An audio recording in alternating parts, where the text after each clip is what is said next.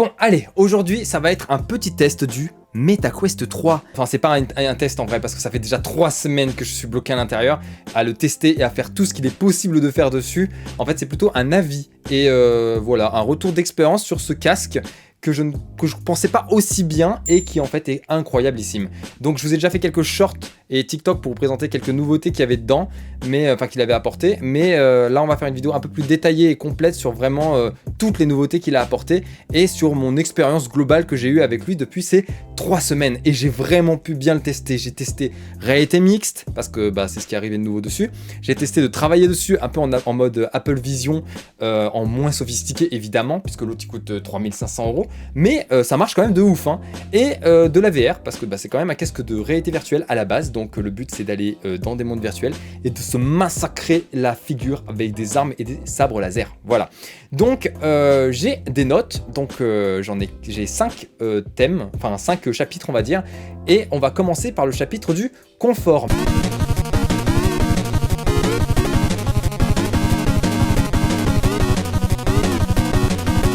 Mais avant de commencer la vidéo, juste pour que vous puissiez juger mon expérience en VR en fait, je vais vous expliquer vous dire les casques que j'ai eu avant celui-là, parce que c'est pas mon premier. Donc j'ai commencé en 2021 la VR avec le Quest 2, que j'ai trouvé déjà assez ouf, mais ensuite je suis passé sur Pico 4 parce qu'il est arrivé avec des lentilles pancake et apparemment il était beaucoup plus léger, beaucoup plus confortable et ça m'a séduit, donc je l'ai pris. Et quand ce casque a été annoncé, je l'ai pas trouvé ouf en fait, parce que je croyais que c'était juste un peu un Pico 4 version méta, en gros juste pour concurrencer le Pico 4 en fait, Pico 4 qui est le concurrent de Quest en fait, de Meta, qui est une entreprise tenue par ByteDance, donc TikTok. Et voilà, et au final je l'ai quand même acheté parce que par curiosité en fait, parce que je suis juste passionné de VR en fait, et c'est incroyable, ce casque est vraiment ouf. Il est au-dessus du Pico 4, mais vraiment sur beaucoup de points. Il y a des gens qui vont vous dire, il est à peu près pareil, c'est pas non plus incroyable, mais non, vraiment, il est complètement ouf. En fait, toutes les technologies qu'il a et que le Pico 4 a aussi sont 1000 fois mieux maîtrisées.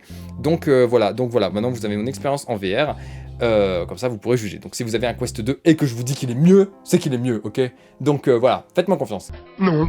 Donc, on va commencer par le premier chapitre, on va dire, qui est le confort. Parce que ce casque, je pensais qu'il serait pas confortable à cause de la sangle de base, ce qui est un peu le cas quand même, mais en fait, avec la sangle Elite, il se retrouve à être hyper confortable. Donc là, je dis sangle Elite, mais vous n'êtes pas obligé de prendre celle à 70 € parce que 70 € pour un bout de plastique, c'est à mort abusé. Moi, je l'ai pris parce que juste elle est jolie, mais sur Amazon, vous en avez plein à 30 € des sangles comme ça. Au début, gardez la sangle de base pour tester, vous amuser un peu avec le casque. Mais dès que vous voyez que vous avez envie de faire des sessions d'un peu plus de 1 heure ou 2 heures, prenez absolument une autre sangle parce que sinon, vous allez avoir une tumeur au cerveau. Et c'est dommage quand même. Et pour l'anecdote, non, vous allez vous moquer de moi. Bon, allez, vas-y, je le dis quand même. À l'époque du Quest 2, je jouais beaucoup et j'avais pas changé de sangle. Et en fait, à chaque fois que j'arrêtais de jouer au Quest 2 et que je le posais, je me mettais à avoir mal à la tête. Et vu que je suis un peu hypocondriaque dans la vie, j'ai vraiment pensé que je commençais à développer une tumeur au cerveau. Et je commençais à stresser vraiment tous les jours jusqu'à ce que j'ai une petite pause avec un déménagement et tout, donc j'ai moins utilisé la VR et que ma tête aille mieux. Et je me suis dit, mais c'est peut-être lié au fait qu'avant j'avais le Quest 2 sur la tête qui me broyait le cerveau. Donc bon, bref, voilà, donc c'était pour l'anecdote, donc voilà. Donc pour le confort, avec la sangle Elite, vu que le casque est 40% plus fin que le Quest 2, donc que le poids est 1000 fois mieux réparti, entre autres grâce aux lentilles pancake qui sont beaucoup plus fines, donc ils ont pu l'affiner, genre le casque, et à la face cover qui est beaucoup plus molle et épaisse, donc plus confortable forcément que le Quest 2, ça couplé à une sangle en mode un peu Pico 4, donc sangle qui fait vraiment le tour de la tête comme ça, mieux étudié et tout. Vraiment, il est hyper confortable, je peux le garder 5 heures d'affilée, aucun problème, genre vraiment il est nickel. Bon, alors vous allez avoir du mal à le garder 5 heures à cause de la batterie, qui est vraiment son plus gros défaut, mais même si en fait c'est un peu commun à tous les casques, que même le Vision Pro d'Apple avait été annoncé avec 2 heures de batterie, donc en vrai, voilà quoi.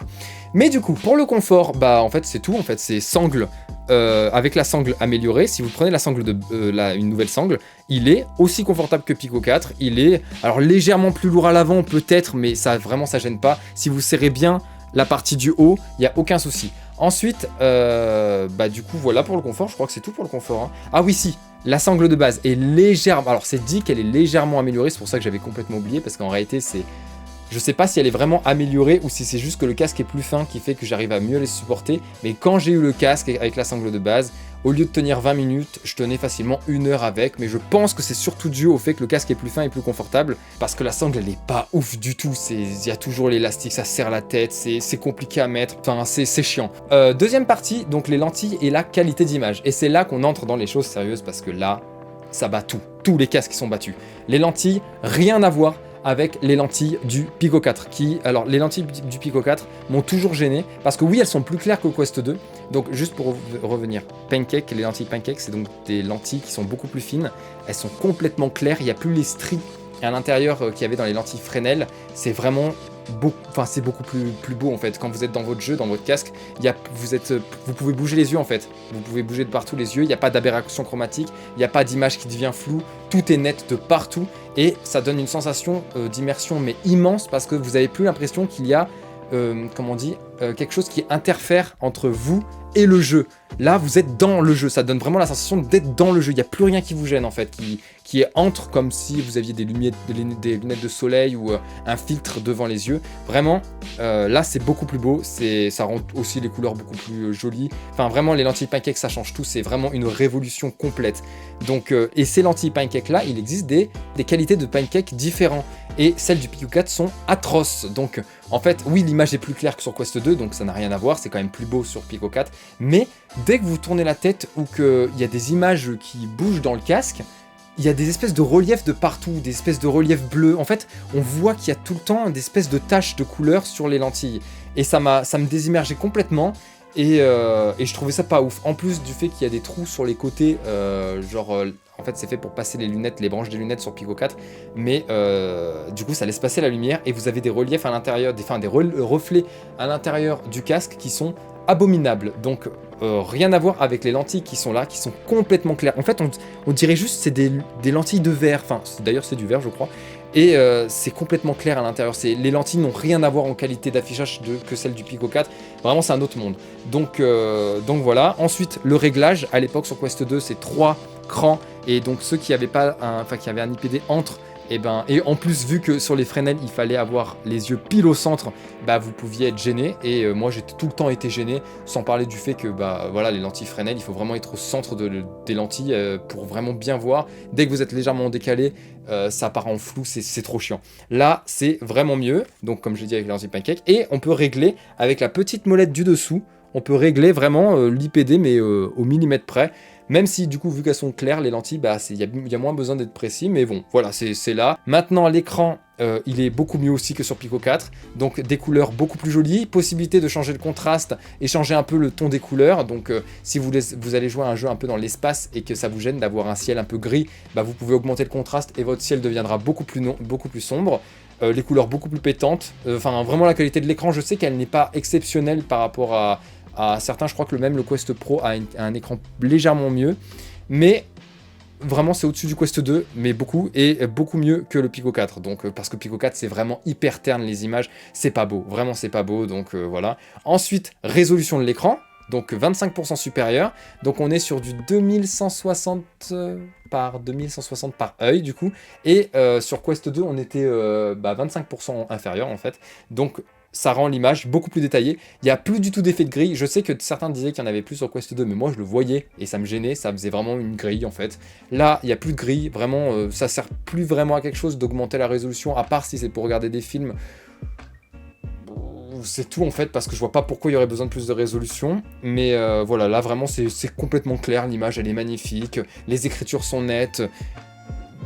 En fait, il y a tout le combo visuel de ce qui manquait en fait avec le Quest 2 et qui me gênait sur le Pico 4. Donc le Pico 4 avait une bonne résolution aussi, mais vraiment les lentilles pourrissaient tout et la qualité des couleurs. Maintenant, on va parler du passe-roue, qui est aussi une énorme nouveauté sur ce casque. Donc maintenant, passe-roue plus en noir et blanc, mais en couleur. Et ça change tout, parce que pour faire de la réalité mixte, c'est beaucoup plus immersif et beaucoup plus beau de vraiment voir son environnement en couleur et tout. Alors je sais, les caméras sont pas non plus en qualité astronomique, ça vient d'arriver, le casque coûte que 149 €, je sais que ça peut paraître beaucoup, mais pour le nombre de technologies qu'il embarque, ça reste pas énorme. Quand vous voyez un Quest Pro qui est sorti à 1800 et aujourd'hui à 1200, quand vous voyez des Apple Vision à 3500 € et même un HTC Vive XR à plus de 1000 €, c'est c'est vraiment pas cher pour tout ce qu'il y a dedans en fait. Donc voilà, donc l'image n'est pas non plus 100% comme je disais nette, mais c'est largement suffisant pour regarder les notifications de son téléphone par exemple, faire des choses sur son ordinateur en même temps que vous êtes dans le casque, savoir, enfin aller vous chercher un verre d'eau, etc., etc. Et vu que les jeux en réalité mixte, c'est pas de lire des écritures hyper loin, bah en fait ça suffit largement, même si moi j'aimerais bien qu'on passe à un nombre de mégapixels légèrement plus élevé. Ça permettrait de vraiment pouvoir se servir de son ordinateur sans des fois avoir à plisser les yeux comme ça. Donc voilà. Et le capteur de profondeur change tout, puisque du coup sur Pico 4, Quest Pro et tous les autres casques, c'est une image qui, je sais pas comment expliquer, qui est reconstruite. L'image de la vraie vie est reconstruite à l'intérieur et les proportions sont pourries. Donc par exemple, vous allez mettre votre main devant votre casque, ça va être une main gigantesque, tout va pas être aux proportions, il va y avoir des, comment on dit, des ondulations dans l'image atroces. Là, il y a quelques ondulations si vous passez vite votre main, mais clairement en fait on les voit quasiment pas, elles n'existent pas, et tout est en proportion réelle grâce au capteur de profondeur. Et donc bah voilà, et capteur de profondeur permet aussi de créer votre Guardian automatiquement, de savoir où est chaque objet. Et pour la réalité mixte, donc vous avez une expérience de réalité mixte directement inclus dedans, donc avec il y a une fusée qui arrive dans votre pièce, il faut détruire des petits trucs, ça marche de fou. Genre le vaisseau peut se poser sur votre canapé, il détecte vraiment tous les obstacles. Pareil, quand vous avez des débris, il rebondit sur vos meubles et tout, c'est incroyable. Vraiment, ça, c'est une expérience, pour l'instant c'est vraiment juste une expérience, c'est pas non plus hyper utile, mais c'est assez bluffant pour avoir des idées de ce que peut apporter la réalité mixte dans le futur. Il y a déjà des jeux, par exemple, une espèce de Minecraft en réalité mixte, ça marche de fou de construire de sa maison de Minecraft dans la vraie vie. Non, ça marche vraiment de fou. On peut faire il y a un potentiel de ouf dans la réalité mixte. Des dérives aussi de ouf, hein, voilà. Mais voilà, donc pour la réalité mixte, vraiment incroyable. Genre, c'est au-dessus de tout ce que vous pouvez avoir sur le marché. Même si je sais, dans 5 ans, il y aura des casques avec des mégapixels tellement énormes qu'on pourra plus dissocier la réalité du virtuel. Mais bon, pour l'instant, on avance et ça, c'est vraiment bien. Pour 549 €, c'est excellent. Surtout que d'ici peut-être un an, il aura descendu en prix. Donc voilà, c'est vraiment pas mal. 4, les manettes et le tracking. Donc je vais poser le casque et on va parler des manettes. Donc désolé, je peux pas prendre les deux parce que je tiens le micro vu que je suis mal équipé. Mais bon, voilà. Donc voilà les manettes. Donc elles ont un peu changé et en même temps pas du tout changé par rapport au Quest 2. Donc c'est la même manette mais elles n'ont plus l'anneau. Et ça change beaucoup dans les jeux. Par exemple dans Bone Lab, quand il fallait tenir son arme et recharger, j'avais tendance à taper tout le temps les anneaux. Le tracking, du coup pour le tracking c'est légèrement, si je devais le situer par rapport au Pico 4, je dirais sur un pourcentage un peu hasardeux, hein, c'est une impression, je vais symboliser ma sensation par des pourcentages, voilà. Donc par rapport au Pico 4, je dirais que c'est 15% supérieur, et par rapport au Quest 2, je dirais que c'est 20% supérieur au niveau du tracking, genre ça traque mieux en fait. Genre vous pouvez faire des gestes beaucoup plus rapides que sur Quest 2, même sur Quest 2, c'était déjà extrêmement bien traqué, mais je parle au niveau de la tête. Genre je sais que j'ai vu des gens mettre les manettes au-dessus de la tête et vous dire qu'elles se comment on dit, désynchronise, mais c'est que si vous restez au-dessus de votre tête longtemps, et je vois pas pourquoi vous feriez ça en fait, mais par contre quand vous faites des gestes comme ça, il les traque pendant beaucoup plus longtemps et beaucoup mieux, alors que sur Quest 2 il y avait tendance à les désynchroniser directement quand ça passait là. Et pareil quand vous chargez votre arc, donc par exemple quand je joue à Bone Lab et qu'on prend l'arc et que je tire, hop, ici la manette est toujours traquée, donc je dirais que le tracking est vraiment mieux, même si c'est pas waouh, et qu'en fait 99% du temps vous vous en rendrez pas compte, donc en fait parce qu'en fait on est déjà sur un super bon produit, donc il y avait pas beaucoup d'améliorations à faire sur les manettes. Donc si sur les manettes, certaines personnes ont dit que les touches faisaient cheap. Mais en fait pas du tout, enfin j'ai même pas vu la différence avec les manettes du Quest 2 ou du Pico 4. Genre ils disaient que ça cliquait ou quoi, alors renseignez-vous sur Amazon, regardez si c'est normal, parce que moi en fait, regardez il y a le bruit, et il y en avait qui disaient que ça faisait des clics genre cheap, mais pas du tout en fait, genre il y a vraiment, c'est souple, ça marche bien, il y a pas de souci sur ça quoi. Alors ensuite 5, les techs et le hand tracking et passe-through, etc. Donc là quand je dis les techs, c'est vraiment les technologies qui sont dans le Quest 3 mais qui sont aussi sur les autres casques, mais qui sont infiniment mieux sur Quest 3 parce que c'est mieux maîtrisé. Donc par exemple le hand tracking, parce que sur le Quest 2 il y a le hand tracking, sur Pico 4 il y avait le hand tracking, mais c'est pas la même chose du tout. Sur Pico 4, c'est un hand tracking où on peut pas cliquer sur les trucs comme ça. Là le hand tracking, il est absolument ouf. Je ne savais pas, enfin en fait, j'avais même pas acheté le casque pour le hand tracking, j'y pensais même pas. Et en fait, naturellement, je me suis retrouvé à gérer tout mon casque avec les mains, en mode Iron Man, comme ça, en appuyant avec les doigts comme ça. Je ne pensais pas que ça marchait aussi bien. C'est vraiment, c'est ouf, ça perturbe le cerveau. Quand vous appuyez sur votre tablette, il y a une espèce de... Alors je sais pas, ça doit dépendre aussi de la sensibilité de chacun, mais je sais qu'au début, j'avais vraiment la sensation d'appuyer sur un truc. Genre vraiment, le hand tracking sur Quest 3, il marche du futur. Donc sur Quest 2, à l'époque où j'y étais, il était aussi moins poussé, mais je sais que j'ai vu des avis sur le Quest 3 du coup où ils disaient que ça marchait beaucoup mieux sur le Quest 2 avec la même mise à jour. Donc ça marche mieux sur Quest 3. Je pense que c'est dû à la qualité des caméras qui sont supérieures.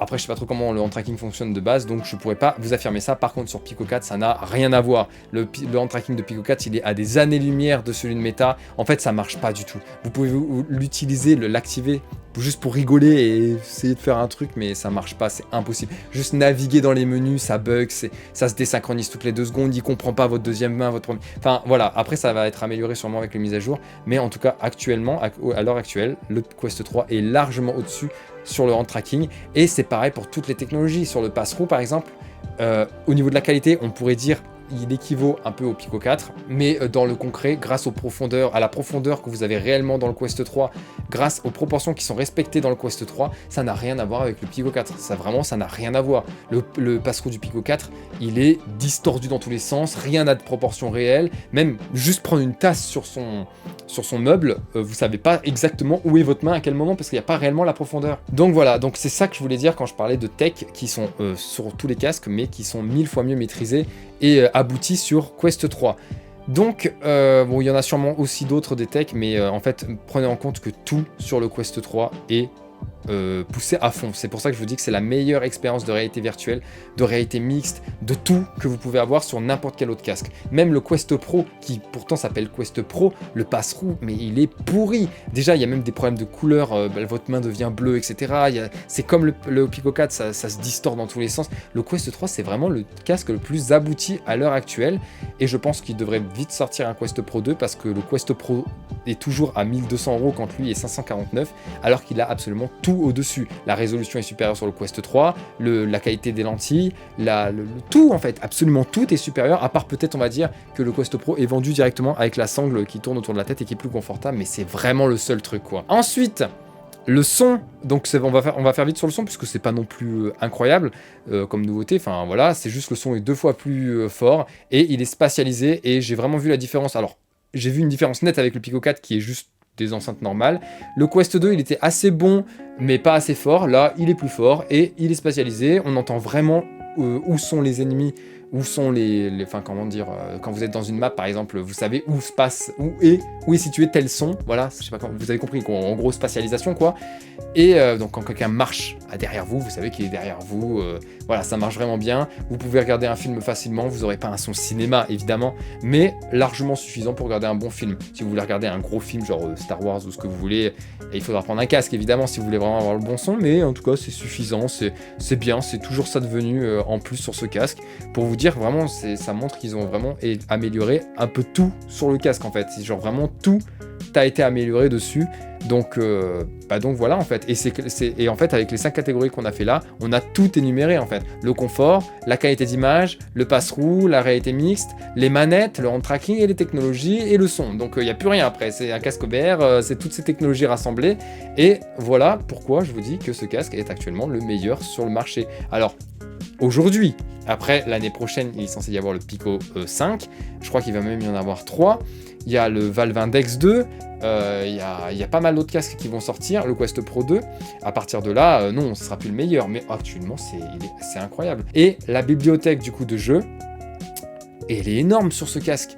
Vous avez énormément de jeux gratuits, vous avez énormément de démos gratuites, c'est-à-dire sans mettre un centime dans des jeux, vous pouvez déjà en télécharger plein et vous faire des heures et des heures de jeux gratuitement. Vous avez VRChat par exemple juste à l'intérieur, et VRChat c'est un univers où il y a plein de mini-jeux déjà directement dedans. Vous avez des FPS en démo gratuite, vous avez des jeux gratuits, des jeux complets gratuits déjà dans le casque en fait. Donc là on a dit toutes les nouveautés que le casque avait apportées au niveau matériel, maintenant, mon expérience, bah, elle est complètement folle. Pour la VR, c'est juste largement supérieur à tous les autres casques. Genre, juste la qualité des lentilles fait tout quand vous êtes immergé dans un environnement virtuel. Ça, vraiment, c'est magnifique. Vraiment, je vous jure, c'est magnifique. Pour le jeu, c'est incroyable. Un tracking parfait, le fait qu'il n'y ait pas d'anneau, les manettes sont beaucoup plus petites. Il y a combien de manettes actuellement sur le marché qui sont aussi petites? Il n'y en a aucune. Même le Pico 4, alors ils ont essayé de faire un truc avec les anneaux, mais c'est pas du tout aussi confortable, c'est pas du tout aussi, comment on dit, pratique que celle-là. Vous avez aucun risque de vous entrechoquer les manettes, puisqu'en fait, elles prennent toute votre main.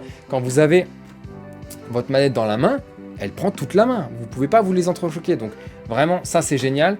Au niveau de la réalité mixte, ça reste accessoire pour l'instant, parce qu'il n'y a pas encore énormément d'applications qui sont sorties en réalité mixte, mais pour les quelques expériences qui sont déjà là et la possibilité d'utiliser Internet, YouTube, avec un écran qui vole dans votre espace, juste ça, vraiment, on voit le potentiel qui va arriver dans le futur. Il y a des jeux, il y a déjà des jeux en réalité mixte, hein. Par exemple, il y a un jeu qui est connu là avec une table de ping-pong, vous pouvez placer la table de ping-pong en vrai, comme ça vous pouvez vous permettre de faire des gestes plus poussés sans avoir à faire attention à si vous allez exploser votre maison par exemple. Et ça marche super bien. En fait, il y a énormément d'applications qui sont en train d'arriver et ça marche super bien. Tout à l'heure, je vous ai parlé de Minecraft. Construire sa maison sur Minecraft en réalité mixte, en étant vraiment dehors, bon, vous allez passer pour des débiles, mais ça marche. Alors par contre, si vous construisez votre maison sur Minecraft dans votre jardin et qu'il pleut, vous avez quand même la pluie sur vous. On est d'accord, genre voilà, t'as compris. Ensuite, pour ce qui est du travail, donc en mode Apple Vision, monter une vidéo en VR, etc.